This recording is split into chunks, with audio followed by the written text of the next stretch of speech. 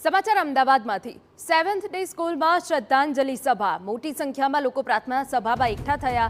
જન આક્રોશ વાલી મંડળ સંઘર્ષ સમિતિ દ્વારા શ્રદ્ધાંજલિ કાર્યક્રમ। સ્કૂલ બહાર પોલીસો ચુસ્ત બંદોબસ્ત છે। વિદ્યાર્થીની હત્યાના વિરોધમાં આજે બંધનું એલાન છે। આજે વેપારીઓએ બંધનું એલાન આપ્યું છે। રિલીફ રોડના વેપારીઓ બંધ પાડી વિરોધમાં જોડાશે। Relief road, Kalupur, Raipur, new cloth market બંધ, કાપડ બજાર, સરદારનગર સહિત વેપારીઓ બંધ પાડશે। વેપારીઓએ સ્વયંભૂ બંધમાં જોડાવા આહવાન કર્યું છે।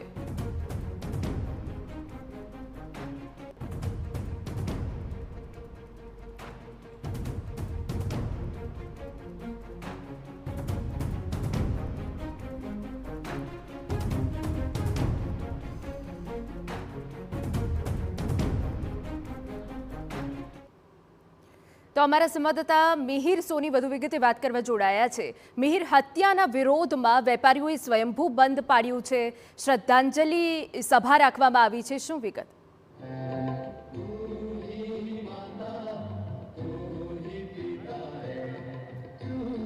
સ્કૂલમાં જે 15 વર્ષીય ધોરણ 10માં ભણતા નયનની જે હત્યા થઈ હતી અને હત્યા બાદ પણ હજી મૃતકના પરિવારજનો અને જે સિંધી સમાજના લોકો અને આગેવાનો દ્વારા એક રોષની લાગણી છે તે હજી જોવા મળી છે। લોકોમાં હજી પણ એક આક્રોશ છે તે જોવા મળી રહ્યો છે, કારણ કે આ રીતની જે હત્યાનો જે બનાવ બન્યો છે જેમાં માસૂમ જે આ 15 વર્ષીય જે નયનની હત્યા છે થઈ હતી। અત્યારે હાલ પરિવારજનો અહીં શ્રદ્ધાંજલિ છે કે જે સ્કૂલની બહાર છે કે તે શ્રદ્ધાંજલિ આપી રહ્યા છે। હાલ આ દ્રશ્યો કે જે પરિવારજનો તેના માતા પિતા છે તે હજી પણ તેના જે છે કે તેમને આંસુ છે હજી રોકી નથી શકતા, કારણ કે હજી પણ તેના આ દીકરા એકનો એક દીકરો છે તેની યાદ છે તે સતાવી રહી છે। અહીં ખૂબ મોટી સંખ્યામાં લોકો છે કે જે આ શ્રદ્ધાંજલિ માટે અહીં ભેગા થયા છે। 7 સ્કૂલ જન આક્રોશ રેલી જે મંડળ સંઘર્ષ સમિતિ દ્વારા જે છે તે યોજવામાં આવી છે। જે અહીં સમાજના તમામ લોકો છે કે જે તમામ લોકો આવ્યા છે, શાંતિપૂર્ણ શ્રદ્ધાંજલિ આપી રહ્યા છે, પરંતુ એકનો એક દીકરો ગુમાવ્યો હજી પણ તેમને યાદ શ્રદ્ધાંજલિ આપી રહ્યા છે। સ્કૂલના બધા લોકો છે બધા ભેગા થયા, સમાજના બધા હિન્દુ સમાજના આગેવાનો, અને એમને શ્રદ્ધાંજલિ આપીને શાંતિપૂર્વક નીકળી જશે।